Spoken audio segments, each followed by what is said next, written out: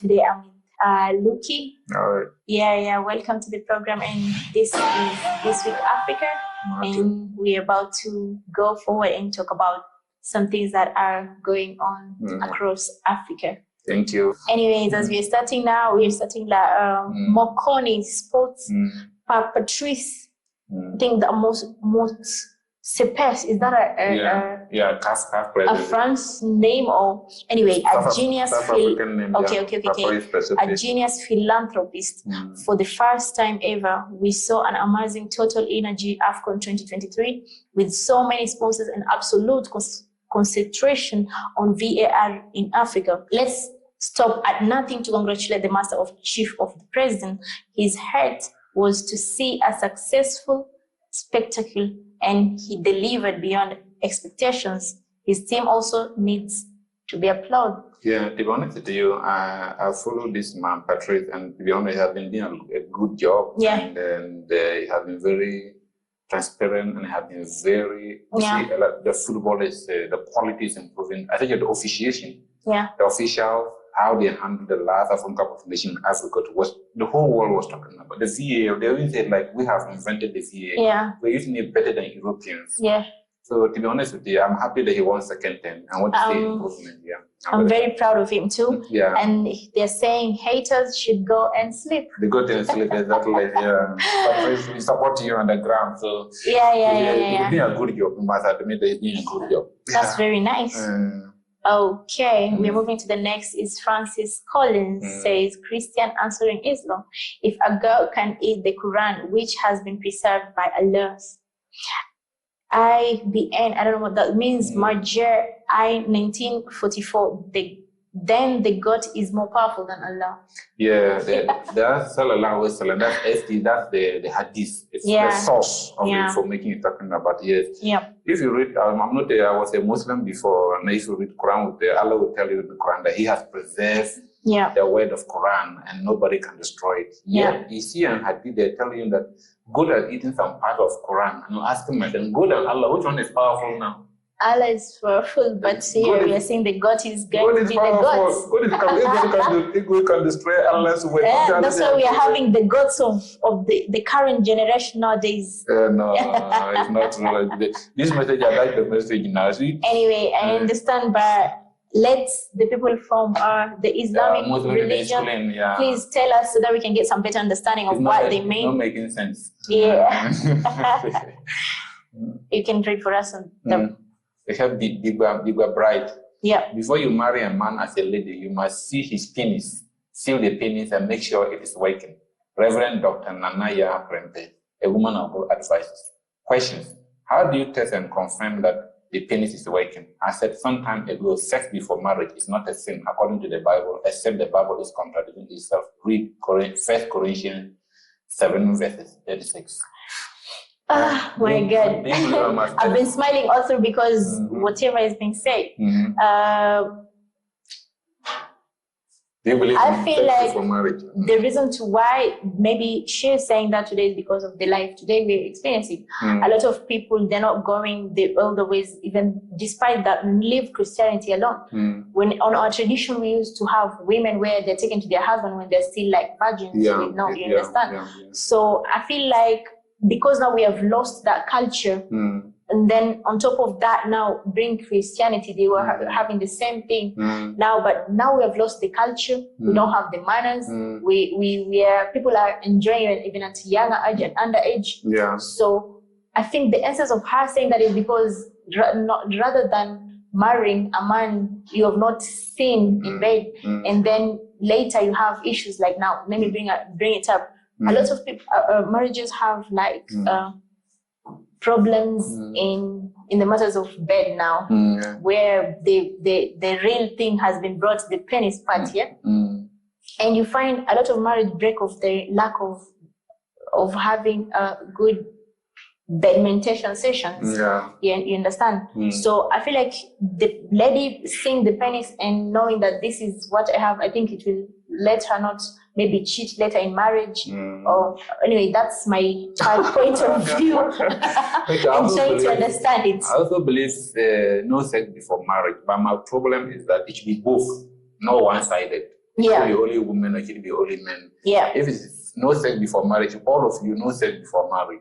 But no one side to be no sex before marriage, as we tell a woman and men now you have doing it. Then the person who is doing it, the person is cheating the other person. Yeah. And in the marriage relationship, the person who has done it before has advantage with experience. He take advantage of exploiting you emotionally, which to me, I believe in it, but it should be for all, no one side. Yeah. So if me, I can't keep it, I shouldn't expect my wife to be like that. True. If I can be, then I expect my wife to be. But do you think, Loki, asking a question right now, do you think that is it going to be possible with the generation today? Reality is not. Yeah. Please don't forget to pay your tithe on Sundays. I saw that as you go to RWG blog. I saw Range Rover car and other cars in heaven. Bishop Duncan Wallen. Jesus died young because he didn't pay tithe. What do you have to say about this? Oh my God. I would say the problem is we are having now, even the Bible tells us, we will have the prophets that will not be good at the end of the times. Okay. And this is such of the things that I'm talking about, because I'll tell you for a fact, money has been given a lot of powers in a way that even the men of God are even forgetting themselves and and they worship money instead of even worshiping God and teaching us the right ways. I don't want to judge him as a person because God is the one to judge, but I'm so disappointed because, okay, even if you saw those Jehovah's in heaven, I'm the one to feel from my heart. At the end of the day, as a person, any person in church, there is nowhere you have been forced. You should pay. Let it come from your heart. I'm giving this because this is from my heart, and I've decided to do this because I know I'm doing it for God. But not being told, you people should start paying tithes on Sunday. No, trust me. It's not good. I don't know, maybe you should. I agree with you 100%. The point that we can't judge him, but in this particular one, we can confidently say this particular message is wrong. Yeah, it's very wrong. We can very wrong. But me, my problem is this is the money they are collecting. What are they collecting the money for? I believe they give money in the church or mosque. They think they are giving to God. The people they think they are giving to God. But are they really the God you are giving them money to? And they don't use it for God purpose. There are Jehovah's that he's talking about, trust me, Loki. There are Jehovah's that the Jehovah is saying for himself. Jesus was not for the people, not for heaven. The heaven is the money that is asking is the heaven for him because the Range Rover is going to buy himself. Trust me. So but of course, he talked about the parables and said about the woman that had brought his last coin as well, right? And that's what I'm saying. This shows that let it come from your heart. And this now I'm talking to every spiritual Christian outside there, someone who knows that you are doing it for God, but let no one force you as a person. You should bring your money. No, you're the one who is going every day to work on those efforts. You understand? And whenever you're doing it, you rather even, I would say, I'm not asking people not to take tithe to church, but you rather even take it to, you collect your tithe and go buy some food stuff, take to an orphanage, take it to schools for the children, you understand? Or take it to the needy, their shelters too, take it to the shelters. But no way it's written that a pastor, you should bring your tithe to church. No. When we're young, we come to build mosques. At that time, there was no money come from Saudi Arabia. We contribute, the community contribute money and build mosques. But when Saudi Arabia started giving money for mosques, there was no accountability, no briefing. They didn't even tell the community. The people, the leaders, just the imams and the majlis, just take the money, siphon the money, and do something small there. No accountability. Before Saudi Arabia money was coming, community contribute as a meeting and build mosques for Islam. But when the money started coming, the leaders, the accountability, they didn't even tell them followers what is happening. The money just can't, they take the money, they steal some of the money and do something there for more. So it's like there's a problem. It's come to Christianity. They are building church, we contribute and build church. But when this church is used to generate money, it's not for all of it. Yeah, people, please comment on the comment section and tell us how do you feel about that. But please, Christians, do it from your hands. I'm not saying you should not give because by giving, God will bless you because I have a testimony. I've been giving and God has been blessing me and it has always been coming back. So just give it from your heart, not because someone said it is. You have to start bringing the tithes in the church. Nation, that is Nairobi, Kenya. Rai family now controls half of Kenya's sugar production. What do you say, Mr. Loki? How do you feel about that? For one family to control half of sugar control, that's a monopoly. That's a cartel. Yeah. I'm against anything cartel because they can manipulate and control the economy. Yeah. In fact, they can manipulate your leaders. Yeah. Which is a problem, and I don't like it. Especially they are not indigenous Africans. And they are not shy. I'm not against them, but they're not big enough. They're economic citizen of Africa. Yeah. So I'm not happy about it. So we had to do something. And it's not just Kenya. I can tell you, these Indians, they are controlling sugar, oil, and other rice importation. A lot of places, Ghana, Nigeria, actually it's a problem of Africa in large. Yeah, it's a problem in Africa in large. It's something we need to look at it. And they are using money to control our leaders and to sustain this power. And this is the problem we need to Thank you, Luki. I'm your friend and we'll be talking time to time, and I'm telling you, money is power. Power is money. So the problem is money. Money. Because people, they don't want to be true, but because they have been put money on their tables. Banquet this week, Africa. And from the banquet, people say, welcome to Zambia, where villagers can discover mineral more easily than our university graduates. This is a big issue. And Hannah read this now also. I was just thinking, yes, villagers know how to mine because they're based on their natural skills. They have the experience. And they know how to find the mineral. But university, they teach you theories. You don't do any practical things, so how can you find mineral? So you can't compare to people, local people. They don't have any Western education, but they have experience, and they've been using that. They understand their environment. They understand long-term practices. They know, this here, there's gold here. There's no gold here. I think that's what I can say. Western education is a problem. We need to admit and take measures and correct it. Yeah. For me, just to add on that, I would say that education is the problem because we have been manipulated and we are just being kept inside those classrooms because we have our own natural skills, and that's where they carved us in some corner. Because I feel like us as African, we are very smart. You understand? And us being smart, I mean that we are capable and able to invent things. We are capable and be able to do things without even learning. So, and the people who are being like the graduates now, the graduates are not being taken to the practical places now where the mining are being done because they're just being done the practical, theoretical. It's called the model part of it, or the theoretical way. Yeah. So you can imagine they don't see these minerals in person. They're just learning them online. So you can't compare these people. You can move forward. Let's move forward. That's the one. Cameroon News Agency. Is there anything to be proud of that someone whose parents were immigrants is now the leader of British opposition party, the Tories, and wants to fight against immigration? Polikemi Betanor was born in January 2nd, 1980, in Wimbledon.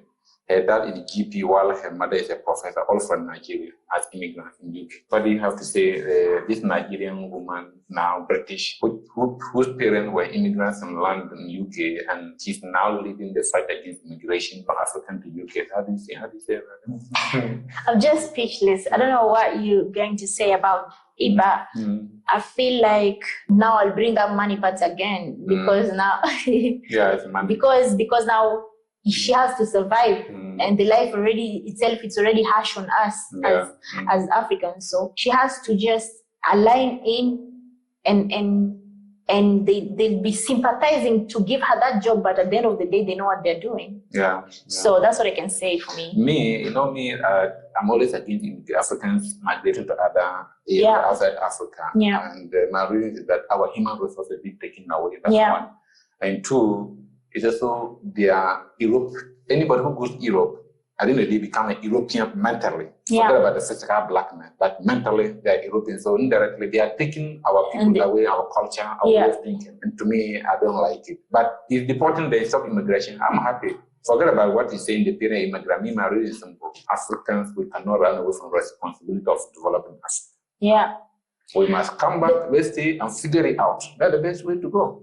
So anything that will bring our people, whether US or deporting Africa, I'm happy. I know you said something very important, like they're taking our culture away, but they started taking our cultures away since we started learning and having education. Exactly. I agree. Anyway, please, guys, Anyway, please, guys, any person in the comment section, please give us. I like the point you said. They've taken our culture away through education, media, colonial system, even religion. They've taken our culture. Now it's the system. Education is the system. Now these are the systems that I've been talking about. Look, education is a system. Church is a system. I'm not saying I'm saying religion, bringing education, bringing religion. These are the systems I'm talking about. We're way more deeper because education brought us down from our own culture. We had our own culture. We had our own people who could teach our own girls on how to behave themselves. That's now we find that we even don't have kids anymore who don't have manners because now we had leaders who could sit with girls and people who could sit with men or council of elders who could sit with men and tell them what is supposed of them through different stages of life. So you see, our culture has been taken away gradually. Exactly. By we have to go to school. So that means we will not sit as our elders and teach us about our cultures, our religion. Again, media. English came is a system. Media. We are forgetting our own tribes. Right now, the people, they can't even speak Yoruba. You understand? The people who cannot speak Kikuyu, the people who cannot speak Ashanti, the people can't speak Zulu because they can speak in Rwanda. They're speaking French and English. Imagine, they're speaking French, Zulu, English. And it has, because of school again, when a kid starts going to school, he will start learning English and Swahili and the things that he'll forget learning back home, our own mother language. So it is deeper than the way we are thinking. So any person in the conversation, please comment and tell us something. But I don't want that another source to be added to this immigration. That's another source we are adding. All right, thank you. Let's go. Yeah. Okay. So I'll say you update. Work is work. It doesn't have to be glamorous. Don't be embarrassed by the work you do. If it puts food on the fridge or roof over your head and helps you take care of yourself and your family, then embrace it. We shouldn't look down on any work. That's what Daniel Macaulay, Dr. Barry, is a businessman in Ghana. That's what he's saying.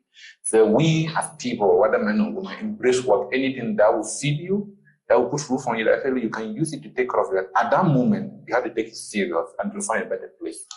And that's not, I'll bring something that we had seen earlier. We're being good slaves because at the end of the day, you're going to work for this person. You'll be working tirelessly, but you have to be a good person there because, you know, if anything goes, you lose that job, but you have to maintain. Guys, please, what do you think about the guy from Ghana, right? Dr. Daniel and Macaulay. Macaulay is a very good businessman. Nice. What do you think? And comment on the comment section and tell us how you feel. The African report, the Franco-British oil company will invest 75% of the funds in Central Africa by 2025, says its CEO, with a focus on Gabon and Congo. They're saying colonial system, exploitation of resources and all those. Like they're saying, in Africa, it's even easier for a foreigner to do business in Africa than indigenous African doing business. They see opportunity, they invest in it. But you'd be surprised, even if you are from these countries, you have the capacity to do that. Our own leaders or system will not allow you. We have a classical case in Ghana. We had the former president, Brother Ibrahim. He owns a company called Engineers and Planners. We all know in Ghana, he's the only company that can mine bauxite in Ghana. We all know, nobody can dispute that.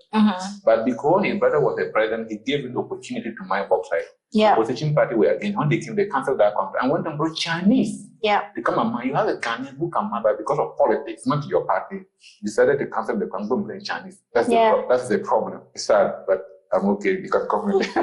You're laughing at me. I'm laughing. Anyway, making some nice points there. Guys, please comment on the comment section and tell us how you feel about that. We hate ourselves too much. We need to empower ourselves. This mineral has been our system. Like we were saying in Zambia. Indigenous people can mine it. They know how to mine. We just have to encourage them. Put them together, look for funds for them, some corporate find for work equipment for them. And give them equipment and they mine for they'll mine. That's what I'm saying. Still, we're having those are the things that leaders should be seeing because this will bring us some income into our. They should be going and looking for such things, not like Kenyan people are looking for machine to make chapatis. Then the point is that guys, please, Kenyans, comment on the comment section and tell us how do you feel about that. So Africa, let's go back to our root and look for indigenous people who are they know how to mind this thing. Let's empower them. Now, I can imagine now if that was my president now, they could be thinking of bringing these people resources, the tractors for digging out, the equipment that they need. Exactly. Yeah. Help them, it will help them, and they will bring more gold out because now they have the ideas, they know the different types of gold, and they have a lot of experience. They live there for long. They know how to live with them. They know how to identify them. But we don't want to appreciate. They want to anything our own. Blacks hate them. Anything our own, we don't like. We like anything new foreign. Yes, the best. It's because now, whenever I normally say we leaders who they are manipulated, they don't see this thing. Okay, anyway, we're moving forward. Let's go down there. From I said that investment will be account for 30 to 40% of our investment in Central Africa. That's gas. So you can imagine 40%, it will be going to them or to us. They said the investment will be 40% of the investment in Central Africa. That's the 40% of the investment will go to gas. So the 40% will go to gas? Yeah, what they're saying, the investment they will make in Central Africa, 30 to 40% of that investment will go to gas sector. This is my problem. So Europeans come to Africa, they don't have gas, they come and explore gas and take it to Europe. Yeah. Meanwhile, Africa, we need gas. True. Our neighbors need gas. You see, go to Kenya and import gas. A lot of African, even Central Africa, public gas. Even you see a lot of countries need gas, but we are not interested in exploring gas for our own brothers. You can take the gas, go and process it, and bring it back to come and sell it. That's a problem with black man. We have, because they don't, and that's what I'm saying, they don't want to think outside their comfort zones. Exactly. They just come to the colonial system arrangement. And they want to manage it. And that's what I'm saying. They should start putting their own boundaries now. You understand? Because they are being taken for a fool. I'm sorry to say that for any president that will see this, because that's how these people are making you be. Show your power. Show yourself. And if they stand for the people, trust me, the people will stand with them. And no one will come and interfere us. No, they will kill them. No one. I don't think, even if they do, we will know. We will know what we're dealing with at that time and point of time. Understand? So guys, please comment to the comment section. Tell us how you feel about this situation, and we're moving forward. Then, you can read for us. DW Africa, they say, what keeps African nation and Commonwealth? What is Commonwealth? British and the former colonies, English-speaking people, former association. And they're asking, what is keeping Africa? What benefit do we get from it? There is nothing done being manipulated, being brainwashed, because we're just having the systems that they're making us lose our cultures, lose our resources. We're losing everything because now we are being taught things that are confusing us and making us feel like we are becoming wise, but at the same time we are being dumb because a lot of things are being taken from us using that education. You understand? It's a way of manipulating our leaders. See, I had this problem. The manipulating part. I have a problem with the UK. UK was what? Pull up the volume a little. He was a colonial master. Colonial exploiter for 500 years. After getting independent, UK they even have the modicum of integrity, even take responsibility and apologize. And they still go on form association. We still feel proud belonging to that association. Today, if you do interview across Africa, Africans see even UK Roger Farm, who was supervising this heinous atrocity against Africa, even as a saint. We see Putin as a problem even than this UK government. Meanwhile, Putin have not done anything like that against Africa. Sometimes I have problem. Let's go. Commonwealth is a fraud. Let's forget about it. I don't know what benefit have we gotten from that. Apart from sports and go and eat them. Anyway, guys, you can tell us how do you feel about the Commonwealth and comment on the section as we're moving forward. Noali Chinoso says that Ghana and Nigeria and tribalism. Che, I wish I could have bring with that accent. Che, 1 bedroom apartment for rent, no urgent. If you're an airway, please don't call. And they put the contact. What do you think? It's just sad, and it's a very, very sad, and it's very unfortunate and sad. My God. You are renting a house, you are looking for your money. Now, what you can think of tribalism. So this tribe, Ewe. I'm a Ghanaian, I know Ewe and those things there too. And you are telling me Ewe shouldn't call. How do we get here as people? It's just completely, to be honest, very sad. Very, very sad. This is someone you don't know. You've never seen. He's coming to even pull your business up, and you are discriminating even with money. What if God was bringing only the areas for this rent apartment? Maybe you get your destiny. And I would say, for me to comment, I'll just say that Africans, we are the people who are killing ourselves as well, us as now people, because this tribalism has brought us a lot of problems. This goes in at large with a lot of things, coming to us, voting, having wars, relationship, or you should not marry a Yoruba or an Igbo, you should marry a Yere. You know, it's very, very sad and unfortunate because we are still the same. We are still the same people. We are still breathing the same air. Everyone is fighting for surviving. Why should you put boundaries because of a tribe?